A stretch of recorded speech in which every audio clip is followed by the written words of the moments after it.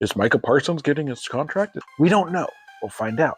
The problem that we're running into right now is how can we afford him, CeeDee Lamb, and Dak Prescott? What if George Pickens is also good? This is my hot take. I would franchise tag Micah Parsons.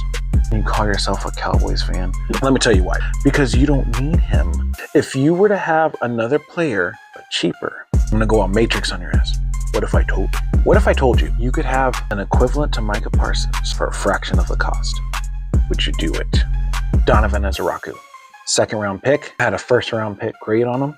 What if it's just as productive, just as dangerous, and just as impactful? You need defensive tackles. Obviously, you're tethered to Dak.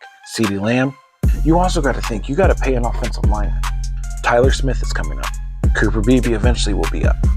Then you got Tyler Booker. They're going to be expensive. We're not in a win right now mode. We're not in a position to go all the way to the Super Bowl. Like, well, then why'd we pay Dak? Cowboys did that to themselves. They should have either let him walk or they should have paid him early. They did neither. So now he's got you. Then you do the same thing with CeeDee Lamb. You did the same thing with Zeke back in the day. Here we are with Micah Parsons. He wants to play.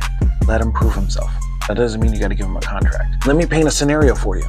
CeeDee Lamb is eating. Dak is cooking. Him and George Pickens are on fire.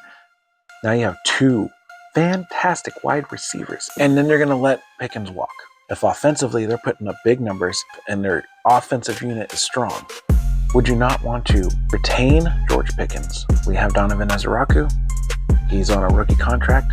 And now we have a trade piece with Micah Parsons to get better draft position, which you can fill the void of defensive backs, defensive tackles. But if you pay Micah Parsons, those options go out the window. That's my hot take. The engagement is what I long for. Leave a comment.